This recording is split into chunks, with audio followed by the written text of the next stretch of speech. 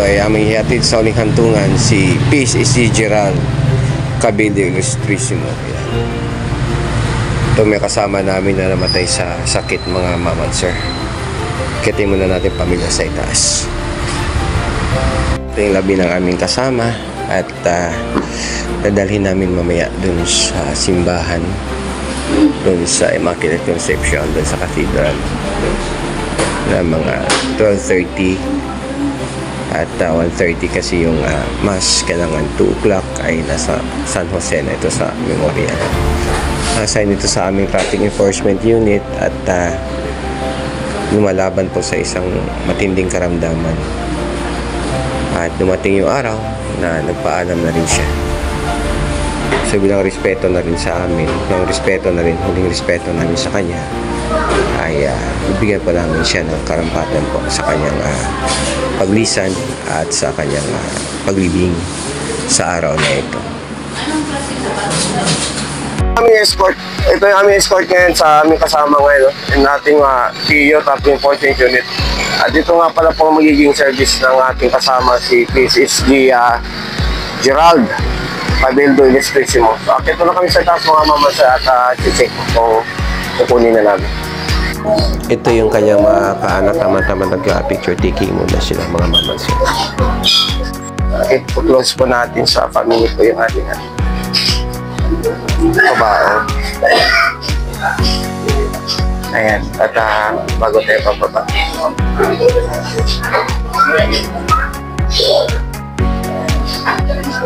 Ayan po.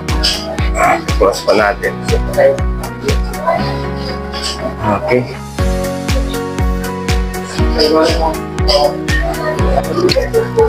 Okay, ang ganali. Kapag dalang kabaong, pwesto. Dito ka. Dito ka. Tumaliwa. Ako dito sa dulo. Sa dulo. Okay. Mandas mag-angat. Angat. Ikot. Ikot tayo, ikot. Mas maglakad. Lakad. Dahan-dahan. Dahan-dahan lang.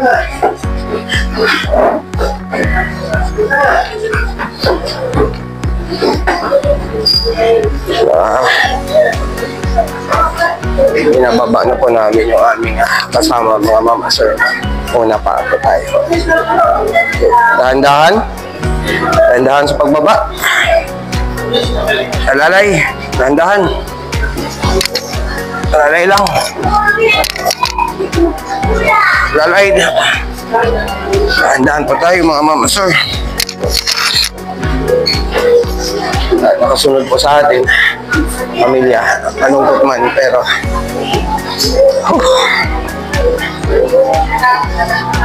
namuhay ng marangal ang ating kasama. Dahan-dahan. Una pa, ha? Okay. Manda sa pagbaba. Baba. Tulak.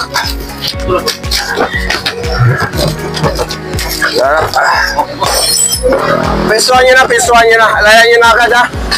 At mauna na kami dun sa katedral. Mauna na kami dun sa katedral. Baybayin natin ang patungo doon sa simbahan. Ito na yung ating kasama, mga mama. Okay, at pinapapwesto na rin natin yung ating mga kasama, yung ating mga palbere o yung ating tagapagbuhat ng kabaong, para automatic po paghinto po ng service ng ating kasama ay nakaprepare na rin sila, nakapwesto para hindi na mahirapan.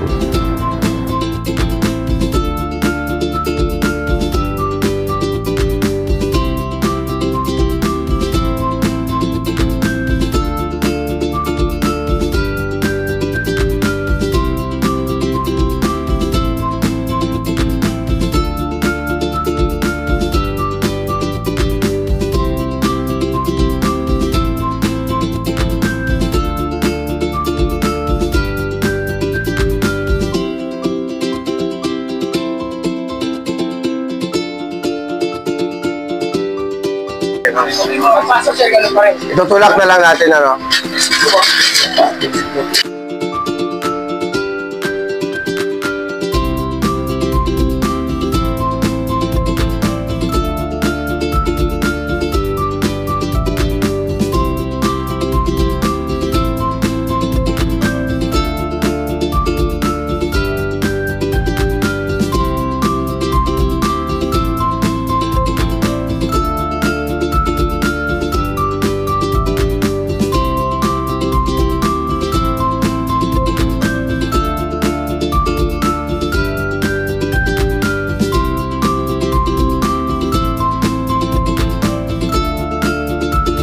Tulak. Dahan-dahan lang.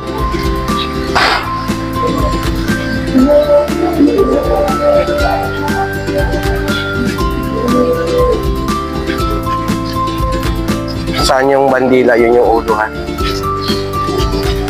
Bali. Yan. Tayo po yan. Papasok mo po. Papasok po sa simbahan. At tayo dadalhin na po natin sa harap.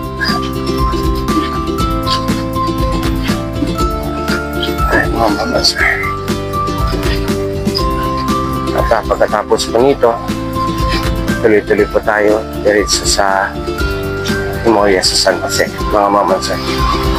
Sa huling hantungan ng ating namayapang kasama na ipaglaban din ng matagal-tagal ng taon sa isang malupang sakit.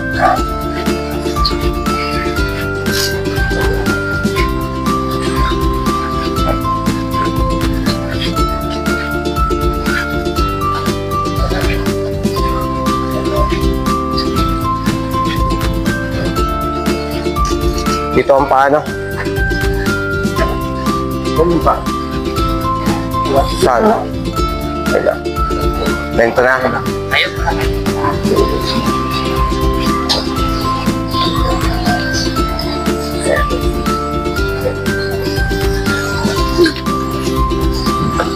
Gusto natin konti para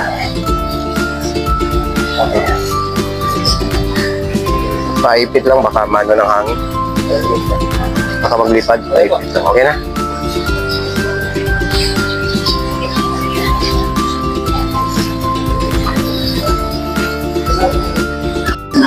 Simula na po ang misa sakto alas 2 ng hapon, mga mamansin, para sa ating namayapang kasama.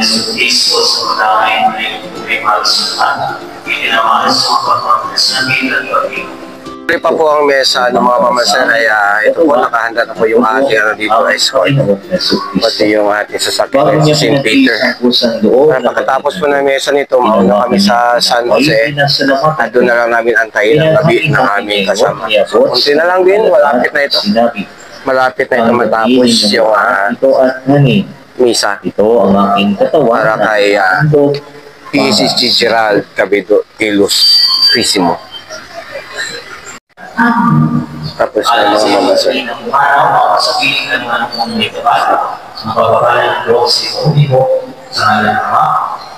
Tapos namin.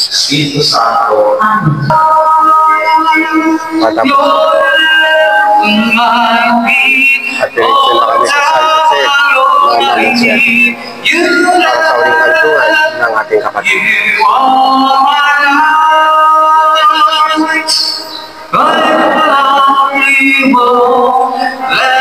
Tulak na lang. Okay. Tulak natin dahan-dahan sa loob. Dahan-dahan lang. Alalayan nyo. Alalayan nyo. Dahan-dahan lang.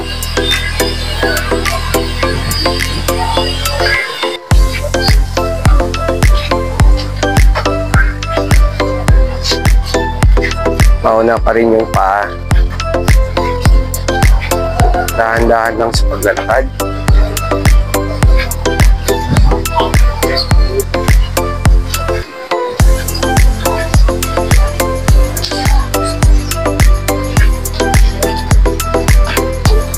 Brothers and sisters, we know our 9th day, the letter of Saint, in honor of our divine mercy.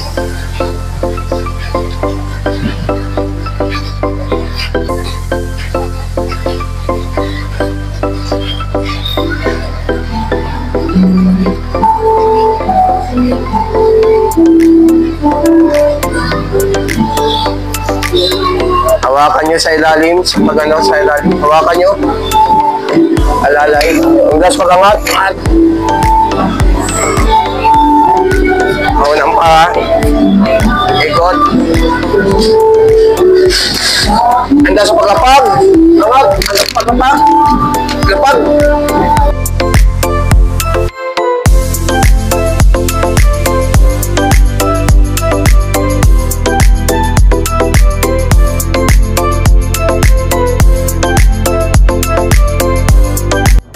Nauna na kami doon sa San Jose Memorial, mga mamanser, at nakaantabay na kami nung dumating ang labi ng aming kasama, at ito po uli naming bubuhatin upang pwesto kung saan siya dapat ilibing. At nang nabuksan na po ang pintuan ng sakyan kung saan naroon ang labi ng aming kasama, ay agad pumwesto na po ang ating mga tagapagdala ng mga kabaong, at dahan-dahan namin itong bubuhatin at dadalhin kung saan siya dapat ililibing bilang pagrespeto na rin sa aming yumaong kasama. Naghirap din to ng more than 2 years, mga mamanser, dahil sa tindi at malubhang sakit na kanyang kinalaban. Subalit sa bandang huli ay di nakayanan at tuluyan ng lumisan sa mundong ibabaw si PSG Gerald Ilustrisimo. At ito na nga ay nalagay namin sa ibabaw ng kanyang himlayan ang labi ni PSG Gerald Ilustrisimo. At kami ay harap po na sa labas upang mag-antay po ng proseso ng proper na libing ng aming kasama.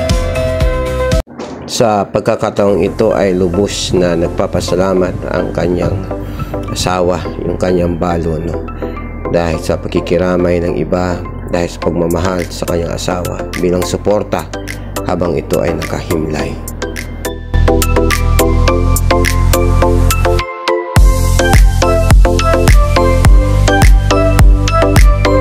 Huling pagpupugay ang huling sulyap sa mahal sa buhay. Sa bawat pagpanaw ng isang mahal sa buhay, ang huling viewing o pagdalaw sa kanyang labi ay isang mahalagang bahagi ng ating tradisyon at kultura. Sinagawa ito bago ang huling hantungan, ang paglilibing, bilang isang paraan ng pagbibigay galang, pagpapaalam, pag-alalay sa nagmamahal, pagmamahal. Sa mga sandaling ito, binigyan ng pagkataon ng mga naiwang pamilya at kaibigan makita sa huling pagkakataon ang mahal nilang pumanaw, kasabay ng taimtim na panalangin at pagbabalik tanaw sa mga alaala na darama ang lalim ng pagdadalamhati, ngunit kasabay rin nito ay ang dahan-dahang pagtanggap ng katotohanan ng pagkawala. Mahalagang huling viewing sapagkat ito ang nagsisilbing daan upang maibsan ang bigat ng hinanakit. Nakatulong ito sa proseso ng emosyonal na paghilom dahil sa pamagitan ng pisikal na papaalam na bigyan ng pagkakabuo ang naramdaman dalamhati para sa nakarami.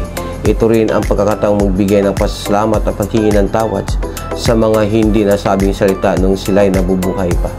Ito rin isang pagpakita ng pagmamahal at respeto, isang panindigan na sa kabilang kamatayan, hindi kailanman mapuputol ang ugnayan ng mga pusong nagmamahalan. Sa huli, ang huling sulyap sa labi ng yumaong mahal sa buhay, hindi lamang isang seremonya. Ito ay isang sagradong pamamaalam puno ng alaala, pagmamahal at pag-asa na balang araw muli silang makapiling sa piling ng may kapal.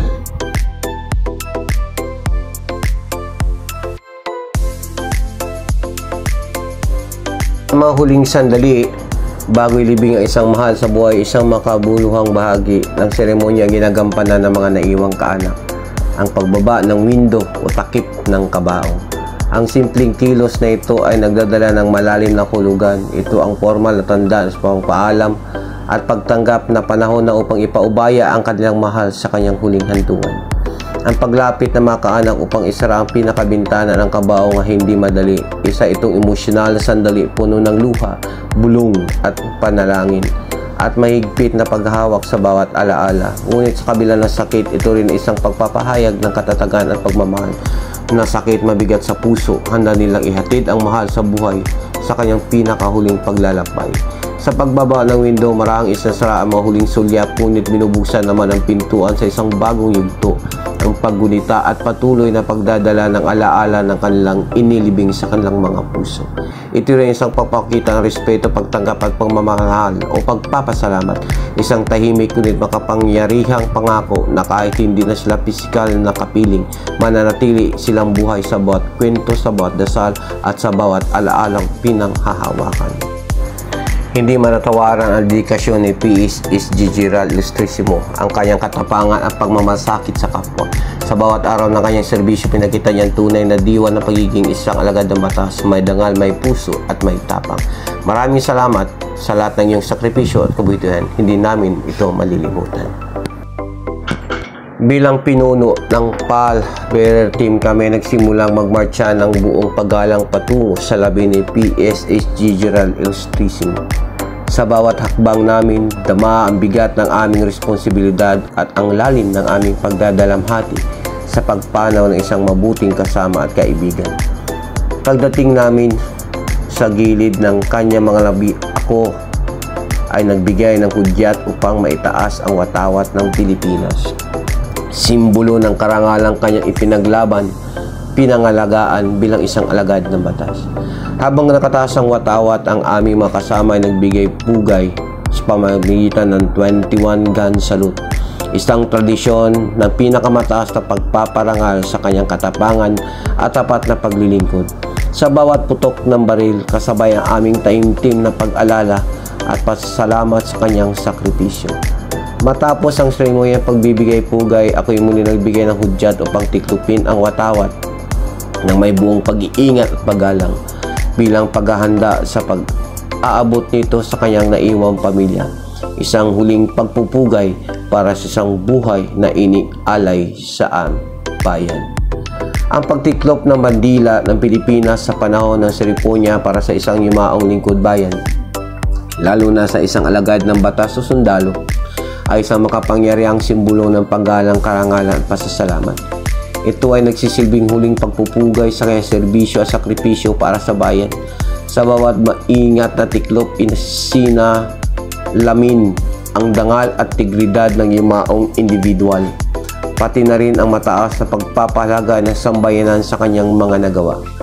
Ang maayos at marangal na pagtitiklop ng Mandila ay nagpapakita rin ng pagkilala sa mga prinsipyong pinanindigan ng Republika ng Pilipinas: kalayaan, katapangan at pagmamahal sa bayan. Mga prinsipyong buong buhay na pinangalagaan ng ating pinararangalan. Sa huli, ang nakatuping bandila ay niaabot sa pamilya bilang isang sagradong alaala, isang tahimik ngunit makapangyarihang paalala ng kabayanihan at walang hanggang utang na loob ng bansa sa kanilang mahal sa buhay. Ginang, sa ngalan ng sambayan ng Pilipino at ng buong hanay ng kapulisan, ipinaabot po namin sa inyo ang bandilang ito bilang pagkilala sa marangal na paglilingkod at sakripisyo ng iyong mahal sa buhay. Kami po ay lubos na nakikiramay. Sa sandaling ito, ako po ay nagbibigay huling pugay sa yumao nating kasama.